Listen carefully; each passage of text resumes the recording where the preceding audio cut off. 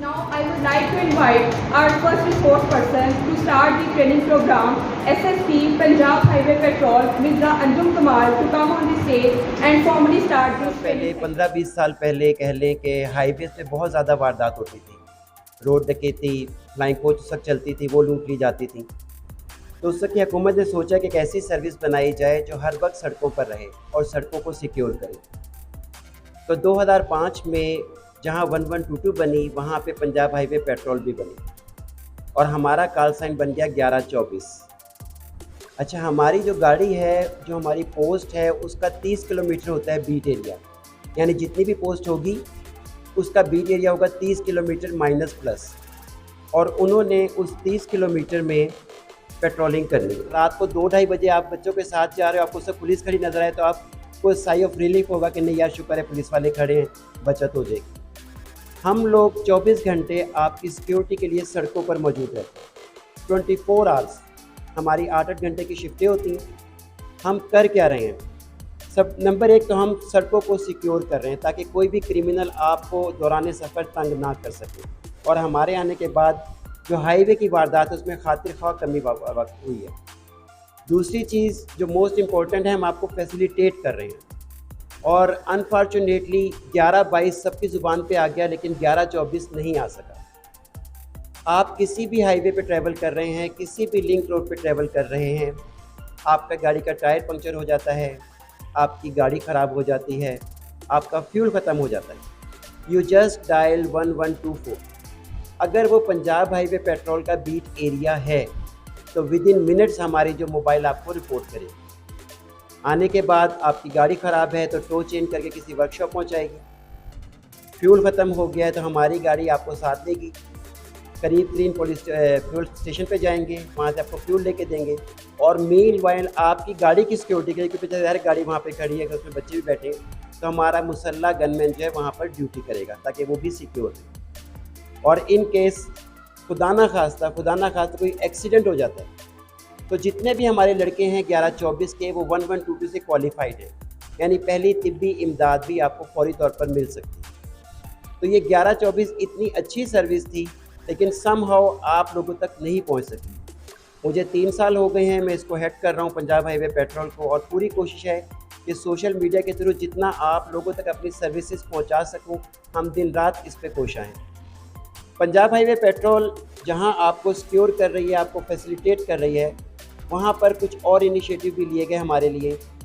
जो हमारे आईजी पंजाब हैं उस्मान अनवर साहब, उन्होंने जनवरी 2023 में हमें एक पुलिस ऐप मुतारिफ़ कराई। उस ऐप में तमाम क्रिमिनल का डाटा मौजूद है, आल पाकिस्तान।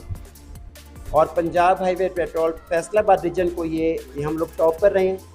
हमने एक साल में 33 लाख अफराद को चेक किया उस ऐप के थ्रू, 33 लाख अफराद। उसमें से 600 इश्तहारी थे जो वांटेड थे मुख्तलिफ थानों को, वो हमने पकड़ के उनके हवाले किए। इसी तरह अदालती मफरूर, मतलब जो अदालत में गवाही देने नहीं जाते और उनकी वजह से अदालत का प्रोसेस तात्तुल का शिकार होता है, वो भी तकरीबन 600 के करीब पकड़ के हमने मुकामी अदालतों के हवाले किए। उस ऐप में स्टोलन व्हीकल का डाटा भी मौजूद है। हमने इसमें एक साल में तकरीबन 11 लाख व्हीकल्स चेक किए और 11 लाख में से 400 के करीब चोरी की जो गाड़ियाँ थी, व्हीकल्स थी, हमने उनके मालिकान के हवाले किए। अब आप ये देखें कि वो 400 गाड़ियाँ लोग सड़कों पे फिर रहे थे, उसमें मोटरसाइकिल्स भी थी, उसमें रक्शे भी थे, उसमें ट्रैक्टर भी थे, उसमें कारें भी थी। तो हम जब भी कोई पकड़ते हैं, चाहे वो इश्तहारी पकड़ें, चाहे वो अदालती पकड़ें, चाहे वो कार चोरी की गाड़ी पकड़ें, हम मुतलका जो मुद्दई होता है उसको भी कॉल करते हैं कि FIR हमारे पास आ जाए। उसके बाद अब जो पंजाब हाईवे पेट्रोल है, अब ये और आगे आ गई आपकी सर्विसेज में। अब पंजाब हाईवे पेट्रोल की हर पोस्ट पर आप जाकर, कोई भी जो खिदमत मरकज़ काम करता है पुलिस का, वो तमाम पंजाब हाईवे पेट्रोल की सर्विसेज पर आपको अवेलेबल, हमारे सेंटर्स पर अवेलेबल है। लाइकवाइज आपने किसी भी FIR की कॉपी लेनी है, आप वहाँ से ले सकते हैं। आपने कोई गुमशुदगी की रपट लिखानी है, आप वहाँ पे लिखवा सकते हैं। आपने कोई जैसे टेनेंट रजिस्ट्रेशन होती है, वो आप करवा सकते हैं। इस तरह जितने भी खिदमत मराकज़ पर सहूलियात मैसर हैं, वो तमाम पंजाब हाईवे पेट्रोल की पोस्टों पर आप सबको अवेलेबल है। यानी सिक्योरिटी के साथ, फैसिलिटेशन के साथ हम आपको सर्विसेज। और इस साल हमें जो मज़ीद ज़िम्मेदारी मिली है वो है ड्राइविंग लाइसेंस। पहले हमें सिर्फ लर्नर लाइसेंस मिले थे कि हम सिर्फ लर्नर लाइसेंस आप बनवा सकते थे हमारी पोस्ट पर जाकर, अब साथ साथ हमें रेगुलर लाइसेंस का भी एक्सेस है वो मिल गई है। अब आप हमारी अभी आहिस्ता भी कुछ 5 पोस्टें मेरे रीजन में, लेकिन वक्त के साथ साथ ये बढ़ती जाएंगी। वहाँ पे आप जाकर अपना ड्राइविंग लाइसेंस रेगुलर भी बनवा सकते हैं, बाकायदा वहाँ पे टेस्ट सेंटर बन चुके हैं। आपको जो एक लाइसेंस का हमारा प्रॉब्लम होता था, बल्कि पहले जब मैंने बनवाया उस वक्त बहुत रश होता था और बहुत ज़्यादा टाइम लगता था, लाइनें लगी भी होती थी। अब जो सिटी ट्रैफिक पुलिस है वो तो 24 घंटे लाइसेंस बना रही है। रात 2 बजे भी अगर आपने लाइसेंस बनवाना है तो आप सेंटर पे जाएं, जो हमारे मेन सेंटर है। 24 घंटे यानी रात के 2 बजे भी आपको पूरा स्टाफ मिलेगा जो आपको लाइसेंस बनाएगा आपको। और कोशिश ये कि मैक्सिमम ट्रांसपेरेंट हो, सब चीज़ें ऑनलाइन है, आपका हर चीज़ जो है वो मेरिट पे हो। तो उम्मीद है कि आपको ये पसंद आया होगा हमारा, क्योंकि आप लोग खामोश थे सारे। मुझे स्टूडेंट से एक शिकवा ये रहता है कि आप लोग क्यों वायलेशन करते हैं, मुझे समझ नहीं आता। मतलब मैं अक्सर रोड पर होता हूँ, मैं बहुत रोड कॉन्शियस हूँ ना। मैं असल में सारी दुनिया फिर चुका हूँ और जापान में हर साल जाता हूँ। तो जब मैं पाकिस्तान में आता हूँ तो मुझे लगता है कि मैं किसी अजीब से जंगल में भी शायद कोई कानून और कुछ होता होगा, लेकिन पाकिस्तान में वो भी नहीं। और जब स्टूडेंट वायलेशन करते हैं उसकी मुझे बहुत तकलीफ होती है। देखिए, एक रेडी वाला, एक अनपढ़ बंदा वायलेशन कर रहा है ना, वो तो समझ में आती है, उससे कोई शऊर नहीं, उसे कोई पता नहीं। लेकिन जब एक स्टूडेंट वायलेशन करता है ना, यकीन करें मुझे यहाँ तकलीफ होती है कि यार ये बच्चे हमारे कल का फ्यूचर। तो आप लोगों से यही रिक्वेस्ट है कि बेटा आप लोग तो कम से कम एक रोल मॉडल बने ना, कम से कम एक अनपढ़ के लिए रोल मॉडल बने।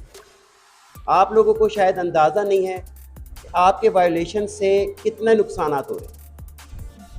अब ये काइट फ्लाइंग में कितना बड़ा सान है वो हमारे फैसलाबाद का, जिसने पूरे पाकिस्तान को सबको हिला के रख दिया। गैर कानूनी था ना, सबको पता था। एक तो ये है ना कि शऊर की कमी है, पता नहीं है, ये तो सबको पता था कि 2-4 सालों से पाबंदी लगी हुई है, फिर वो कैसे काइट फ्लाइंग हो रही है। और एक चीज़ मैं आपको बताता चलूँ साथ, जो आपके कैरियर के लिए माशाल्लाह सब कैरियर में जा रहे हैं अपने।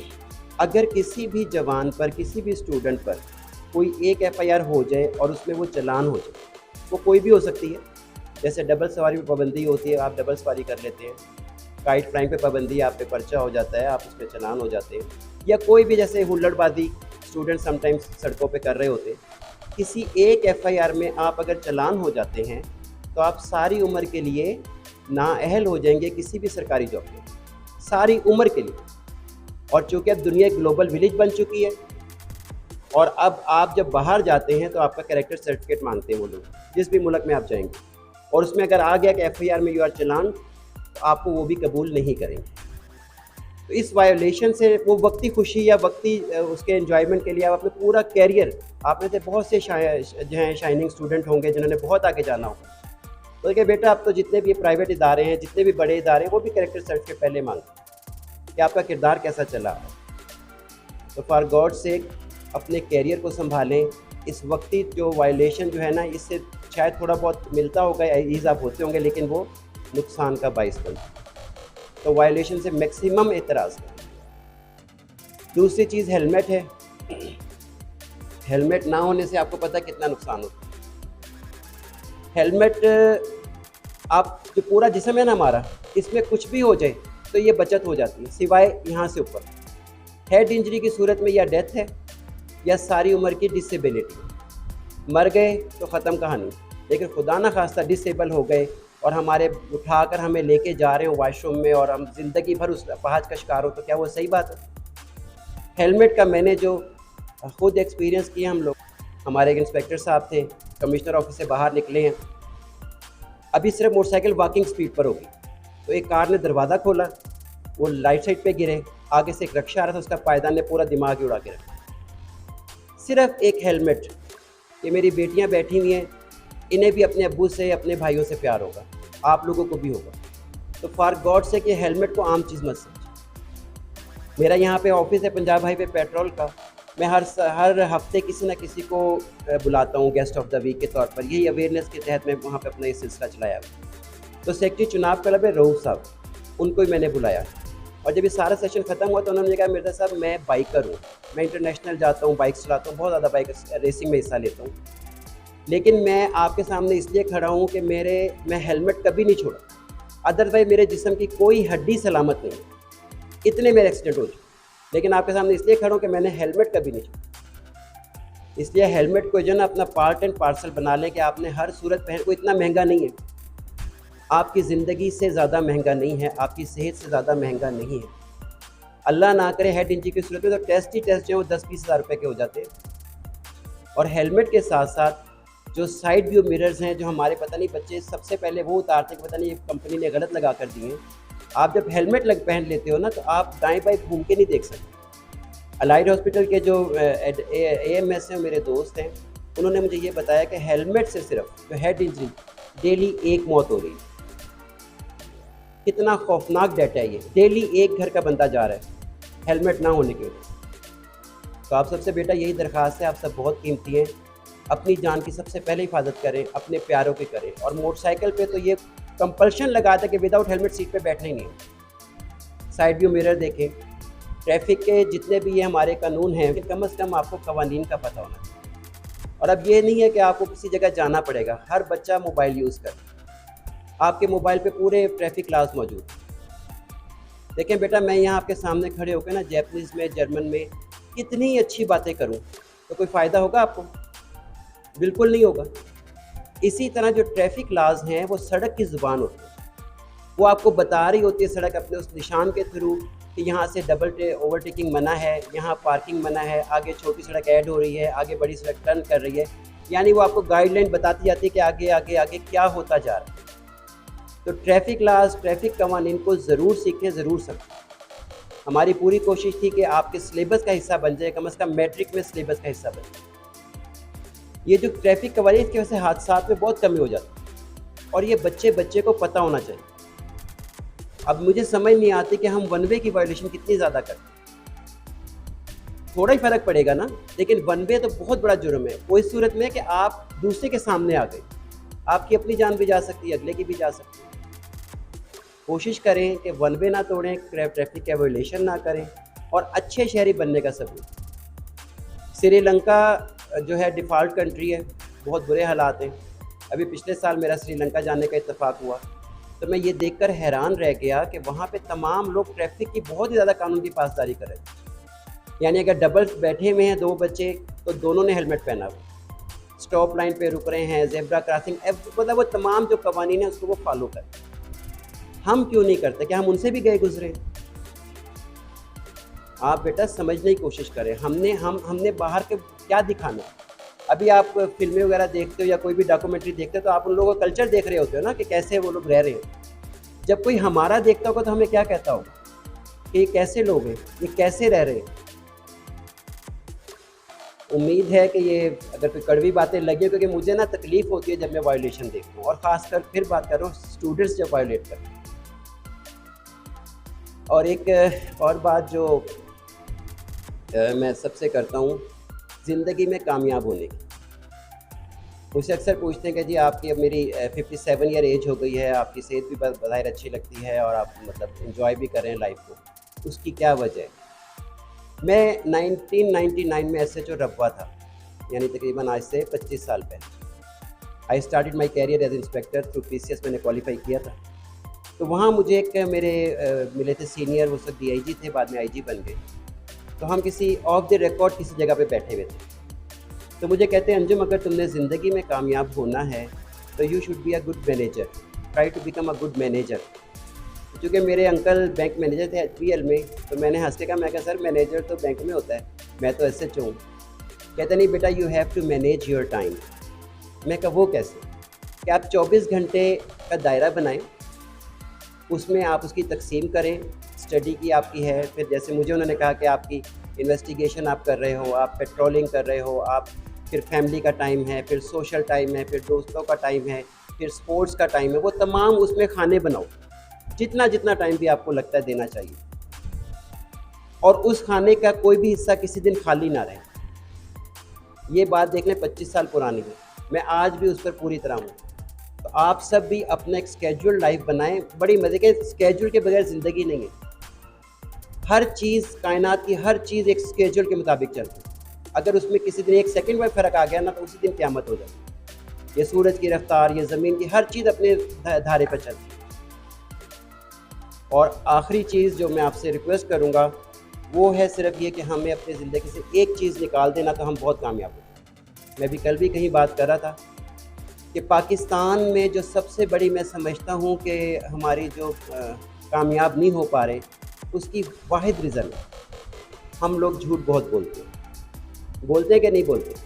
अच्छा, हम झूठ के इतने आदी हो गए हैं कि आपका कोई दोस्त बुलाता है आपको तो आप क्या कहते हो उसे, अभी आप घर से निकले हो, आप उसके घर के करीब तरीन चौक का नाम लेते हो, ऐसे ही है ना, तो यार बस मैं पहुंच गया फलां चौक पे, ऐसे ही कहते हैं ना बच्चों। तो झूठ है। और नबी करीम सल्लल्लाहु अलैहि वसल्लम से सहाबा कराम ने सवाल किया कि प्यारे रसूल अल्लाह, मोमिन कौन से गुनाह कर सकता है कौन से नहीं। तुम्हारे प्यारे आका ने जवाब दिया, मेरा मोमिन सारे गुनाह कर सकता है, एक नहीं कर सकता, और वो है झूठ। झूठ नहीं बोल सकता। और साथ ये फरमा दिया कि झूठ बोलने वाला हम में से नहीं। अगर हम झूठ बोलकर उस सुपीरियर उम्मत से ही निकल जाएं तो हमसे बड़ा कोई बेवकूफ़ होगा? है बेवकूफ़ी कैसा होता है ना। देखिए, नबी करीम सल्लल्लाहु अलैहि वसल्लम का फरमान है कि दुनिया की ज़िंदगी इतनी है कि आप समुंदर में उंगली डाल के बाहर निकाल लें तो जो आपकी उंगली पे पानी लगा हुआ है वो इस दुनिया की ज़िंदगी है, और समुंदर अगली दुनिया की ज़िंदगी। समुंदर देखा होगा आप लोगों ने, कराची गए होंगे तो फिल्मों में तो देखा होगा कि समुंदर का तो किनारा ही नज़र नहीं आता, उसकी तो गहराई नज़र नहीं आती। इसका मतलब ये हुआ कि इस छोटी सी इंतहाई कलील ज़िंदगी के लिए हम उस ज़िंदगी को ख़राब कर लें जिसमें मौत को मौत आ जानी, वहाँ मरना नहीं है। तो बेटा, झूठ को ज़िंदगी से निकालें, अपने अखलाक बेहतर करें, क्योंकि नबी करीम सल्लल्लाहु अलैहि वसल्लम का फरमान है, क़यामत के दिन मेरे सबसे करीब कौन होगा?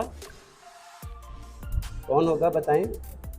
जिसके अखलाक बेहतर होगा। और ऐसे उंगली करके कहा कि जैसे ये दो उंगलियां साथ हैं, जिसके अखलाक बेहतर होगा उस तरह मेरे साथ खड़ा हो। तो क्या अगर हमें नबी की कुर्बत मिल जाए अखलाक के बेस पे तो क्या माड़ा सा होता है? और अखलाक है क्या? बस आने वाले को अच्छे नाम से मुखातिब करें, सलाम में पहल करें, बस अपने अखलाक बेहतर बनाए, आपकी कभी शिकायत नहीं होगी।